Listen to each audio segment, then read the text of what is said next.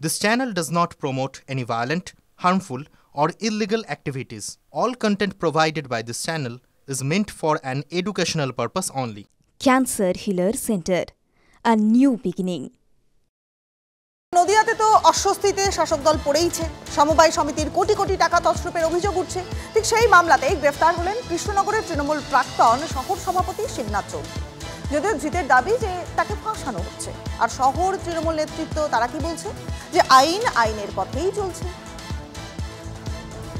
কোটি কোটি টাকা তছরূপের অভিযোগ পুলিশের জালে তৃণমূল নেতা। শুক্রবার নদিয়ার কৃষ্ণনগরে বাড়ি থেকে বর্ষিয়ান তৃণমূল নেতা শিবনাথ চৌধুরীকে গ্রেপ্তার করে কোতোয়ালি থানার পুলিশ। তাঁর বিরুদ্ধে কালীনগর সমবায় সমিতির 14 কোটি টাকা তছরূপের অভিযোগ।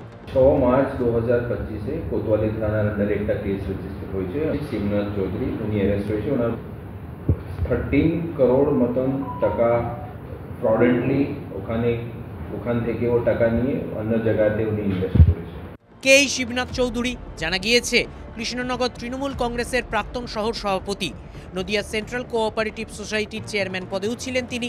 কালীনগর সমবায় সমিতির প্রাক্তন চেয়ারম্যান। কালীনগর সমবায় সমিতির সদস্য নন্দিতা ঘোষ 2022 সালে শিবনাথ চৌধুরীর বিরুদ্ধে দুর্নীতির অভিযোগ তোলেন। শিবনাথ চৌধুরী কালীনগর সোসাইটির 14 কোটি টাকা তছরূপ করেছে। শিবনাথ চৌধুরী ওখানকার কালীনগর সোসাইটির চেয়ারম্যান ছিলেন। তো সেই সময় থাকাকালীনই উনি এই টাকাটা তছরূপ করেছেন। ইনি যখন 2014 থেকে 2020 অবধি সেন্ট্রাল কোঅপারেটিভ মানে নদিয়া ডিস্ট্রিক্ট সেন্ট্রাল কোঅপারেটিভ ব্যাংকের চেয়ারম্যান ছিলেন, সেই সময় থেকে উনি করেছেন। অভিযোগের জল হাইকোর্ট পর্যন্ত গড়িয়েছিল। ওর একটা এনকোয়ারি চাই, যেহেতু আমি ওখানকার মেম্বার কালীনগর সোসাইটি, তো এনকোয়ারিতেই এটা উঠে আসে যে ও অত টাকা তছরূপ করে। অফিসাররা ভয় পায়, ওই জন্য অফিসাররাও কোনো ব্যবস্থা নিতে পারেনি, যার জন্য আমি হাইকোর্টে রিট করেছিলাম। এবার প্রশাসন ব্যবস্থা নিয়েছেন ওনার, এতে আমি খুব খুশি হই। শুক্রবার গ্রেপ্তার হতেই অবশ্য বর্ষিয়ান নেতার দাবি তাকে ফাঁসানো হয়েছে। দল কি আছে না আছে জানি না, তবে আমার বিরুদ্ধে সেন্ট্রাল কোঅপারেটিভ ব্যাংকের নির্বাচনের পর থেকেই আমার বিরুদ্ধাচরণ হচ্ছে, কেস কাবাডি হচ্ছে। আমি একদম চক্রান্ত। কালীনগর গভর্নমেন্ট কলোনি সমবায় সমিতির ম্যানেজারেরও দাবি কোনো দুর্নীতি হয়নি। ইন্টারন্যাশনালি করে, যেখানে আমাদের সাহারা কোঅপারেটিভে টাকা আছে, সব কোঅপারেটিভের নিয়ম অনুযায়ী সব করা হয়েছে। রেজিস্ট্রার নিজে তদন্ত করে গেছে, সব করে কোনো যদিও কৃষ্ণনগরের শাসক শিবির ধৃত নেতার পাশে দাঁড়ায়নি। যেহেতু ওনার বিরুদ্ধে আজকে এই ধরনের কমপ্লেন এসছে, দল তার পাশে থাকেনি। দল বলেছে আইনের মতো চলবে। দল কোনো রকম ভাবেই দুর্নীতির সঙ্গে কোনো যুক্ত মানুষকে প্রশ্রয় দেয় না।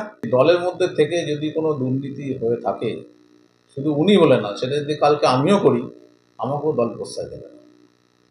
দল যে দুর্নীতিতে আপোষ করে না, এইটা তার প্রমাণ। প্রশ্ন হলো, যদি দুর্নীতি হয়েই থাকে তাহলে এতদিন কেন পদক্ষেপ করা হয়নি? নদিয়া থেকে মহাদেব কুণ্ডুর রিপোর্ট, TV9 বাংলা।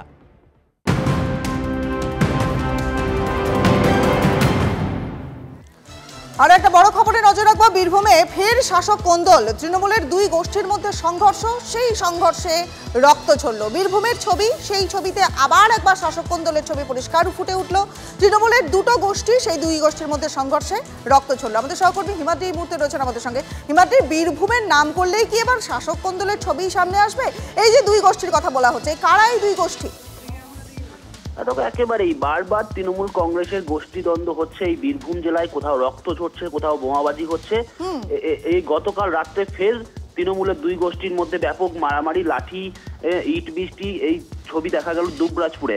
এবার দুবরাজপুরে যে আদান গোষ্ঠীর সাথে লালন গোষ্ঠী, এদের দুই গোষ্ঠীর মধ্যে সংঘর্ষ, প্রায় 5 জন মতো আহত হয়েছে। তাদেরকে প্রত্যেককেই দুবরাজপুর গ্রামীণ হাসপাতালে ভর্তি করা হয়েছে।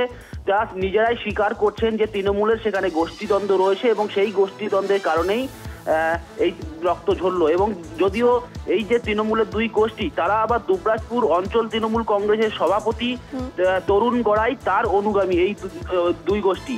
অর্থাৎ তৃণমূল স্তর পর্যন্ত যে তৃণমূলের গোষ্ঠীদ্বন্দ্ব বীরভূম জেলায় রয়েছে, সেটা কিন্তু আবারও পরিষ্কার হয়ে গেল। আচ্ছা, অর্থাৎ তৃণমূলের মাথায় এক, কিন্তু আদান আর এই লালন দুই গোষ্ঠীর মধ্যে হাতাহাতি এবং তার ফলাফল ছবি দেখা যাচ্ছে। অনেক ধন্যবাদ হিমাদ্রি।